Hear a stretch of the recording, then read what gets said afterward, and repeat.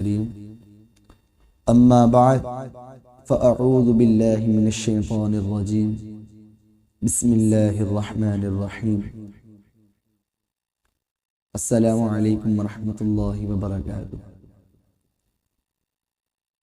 حضور علیہ الصلوۃ والسلام نے ارشاد فرمایا کہ جس شخص نے مجھ پر ایک مرتبہ درود پاک پڑھا تو اس کے لیے اللہ تبارک و تعالی 10 رحمتیں نازل فرماتا ہے اور اس کے 10 درجات کو بلند فرماتا ہے اور اس کے 10 گناہوں کو مٹا دیتا ہے۔ الصلاۃ والسلام علیک یا رسول اللہ وعلی آلک واصحابک یا حبیب اللہ۔ حضور علیہ الصلوۃ والسلام نے ارشاد فرمایا کہ مجھے تم پر سب سے زیادہ شرک اصغر یعنی دکھاوے میں مبتلا ہونے کا خوف ہے کہ جو لوگ ریاکاری میں لگ جاتے ہیں، دکھاوے میں لگ جاتے ہیں، حضور علیہ الصلوۃ والسلام نے فرمایا مجھے خوف ہے کہ تم اس میں مبتلا نہ ہو جاؤ۔ جیسا کہ اگر کوئی شخص نماز پڑھتا ہے اور وہ نماز پڑھتے ہوئے دیکھتا ہے کہ اسے کوئی دیکھ رہا ہے اور اس کا عام روٹین میں اس کا سجدہ 10 سیکنڈ کا ہے اور وہ دیکھتا ہے کہ اسے کوئی دیکھ رہا ہے، اس وقت اس کا سجدہ مثال کے طور پہ 15 سیکنڈ کا ہو جاتا ہے، تو یہ شرک اصغر ہے۔ یعنی 10 سیکنڈ اس نے سجدہ کیا اللہ کے لیے، باقی 5 سیکنڈ اس نے سجدہ کس کو کیا؟ تو یہ شرک اصغر ہے۔ حضور علیہ الصلوۃ والسلام فرماتے ہیں مجھے یہ خوف ہے کہ میری امت اس میں مبتلا نہ ہو جائے۔ جیسا کہ حضرت ابو ہریرہ رضی اللہ تعالی عنہ سے روایت ہے کہ حضور علیہ الصلوۃ والسلام نے ارشاد فرمایا کہ قیامت کے دن جب اللہ تبارک و تعالی فیصلہ کرے گا، اپنی شان کے مطابق اللہ تبارک و تعالی جب تجلی فرمائے گا تو اس وقت سب سے پہلے جس کا حساب ہوگا، اس وقت اللہ تبارک و تعالی 3 ایسے بندے ہیں جنہیں سب سے پہلے لایا جائے گا اللہ کی بارگاہ میں۔ حضور علیہ الصلوۃ والسلام ارشاد فرماتے ہیں ان میں سب سے پہلا حافظ ہوگا، قرآن کا حافظ ہوگا، عالم ہوگا، علم والا ہوگا، اور دوسرا وہ شخص ہوگا جو دنیا میں اللہ کی راہ میں مال خرچ کیا کرتا تھا، مالدار ہوگا، سخی ہوگا، اور تیسرا وہ شخص ہوگا جو اللہ کی راہ میں مارا گیا ہوگا، یعنی شہید کیا گیا ہوگا۔ اللہ تبارک و تعالی فرشتوں سے کہے گا کہ سب سے پہلے حافظ کو لاؤ، جو قرآن کا حافظ تھا، عالم تھا، علم رکھنے والا تھا۔ اللہ تبارک و تعالی اس سے ارشاد فرمائے گا اے میرے بندے، کیا میں نے تجھ پر اپنے پیارے حبیب صلی اللہ تعالی علیہ وآلہ وسلم کا قرآن تیرے سینے میں نہیں ڈالا، تجھے یاد نہیں کروایا؟ وہ شخص کہے گا یا اللہ کیوں نہیں، تو نے مجھے اس نعمت سے نوازا، تو نے مجھے قرآن یاد کروایا، تو نے مجھے قرآن کا حافظ بنایا، یا اللہ تو نے مجھے قرآن کا حافظ بنایا۔ تو اللہ پاک فرمائے گا تو نے میرے لیے کیا کیا؟ وہ شخص کہے گا یا اللہ میں تیرے لیے اسے دن رات پڑھتا تھا، دن رات اس کی تلاوت کیا کرتا تھا، اسے نماز میں پڑھا کرتا تھا، نمازیں پڑھا کرتا تھا، اور تیرے اس دین کو، قرآن پاک کو میں دوسروں تک پہنچایا کرتا تھا۔ اللہ پاک فرمائے گا نہیں، تو جھوٹا ہے۔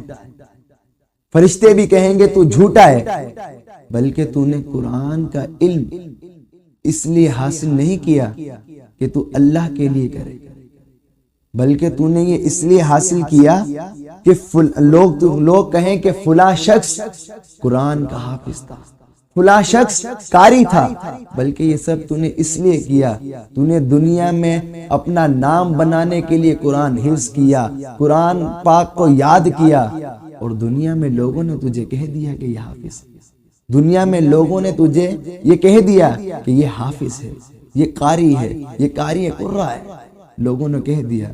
اب اللہ پاک فرشتوں سے کہے گا اسے جہنم کی طرف لے جاؤ، ریاکاری جو دکھاوا وہ دنیا میں کیا کرتا تھا، وہ دکھاوے سے اس کے زندگی کے تمام اعمال ضائع ہو جائے۔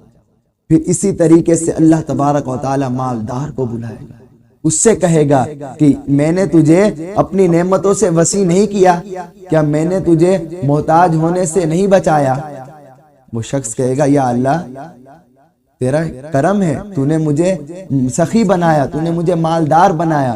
اللہ فرمائے گا تو نے میرے لیے کیا کیا؟ وہ شخص کہے گا یا اللہ میں تیرے لیے اپنا مال تیری راہ میں خرچ کیا کرتا تھا، لوگوں کی مدد کیا کرتا تھا۔ اللہ فرمائے گا نہیں، تو جھوٹا ہے۔ فرشتے بھی کہیں گے تو جھوٹا ہے۔ اللہ پاک فرمائے گا تو جھوٹا ہے، تو کذاب ہے، بلکہ تو نے یہ اس لیے کیا کہ لوگ تجھے دیکھیں، لوگ کہیں کہ فلاں شخص سخی ہے، فلاں شخص اتنا مال خرچ کرتا ہے، فلاں شخص لوگوں کی اتنی مدد کرتا ہے، اور دنیا میں لوگوں نے یہ تجھے کہہ دیا، اب تیرے اعمال ضائع ہو گئے، تو نے دنیا میں دکھاوا کیا۔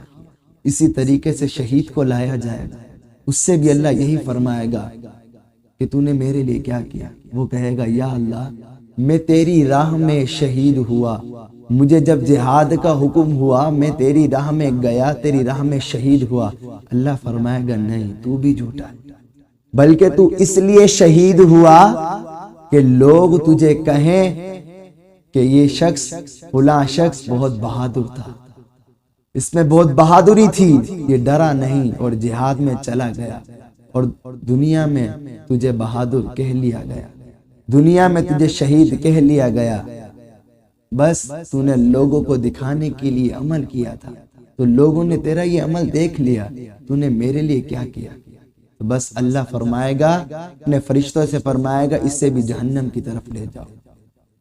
تو دیکھا آپ نے ریاکاری کس طریقے سے انسان کے جتنے بھی زندگی کے جتنے بھی اعمال ہوتے ہیں اسے ختم کر دیتے ہیں۔ انسان جو اعمال دنیا میں کرتا ہے، دکھاوا، ریاکاری، اس اعمالوں کو ضائع کر دیتی ہے۔ تو گویا ریاکاری سے بچیں، جو اعمال کرنے ہیں، جو نیکیاں کرنی ہیں، وہ اللہ کی رضا کے لیے کریں، اللہ کو دکھانے کے لیے کریں، کہ جسے اللہ تبارک و تعالیٰ دیکھے گا تو ہمیں ثواب ملے گا۔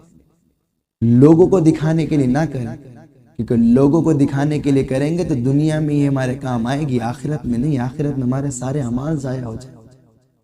تو لہٰذا اپنا محاسبہ کریں۔ سمجھدار شخص وہی ہے جو اپنا محاسبہ کرے، اپنے آپ کو دیکھے، آخرت کی نیکیوں کی تیاری کرے، برے کاموں سے بچے، بری چیزوں سے بچے، دکھاوے سے بچے، اور رسول اللہ صلی اللہ تعالی علیہ وآلہ وسلم کی سنتوں پر عمل کرے، اور اچھے طریقے سے زندگی گزارے، نیکیاں کر کے زندگیاں گزارے، اور اللہ سے دعا مانگتے رہے کہ یا اللہ ہمیں ریاکاری سے محفوظ فرما، ہمیں دکھاوے سے محفوظ فرما۔ وما توفیقی الا باللہ علیہ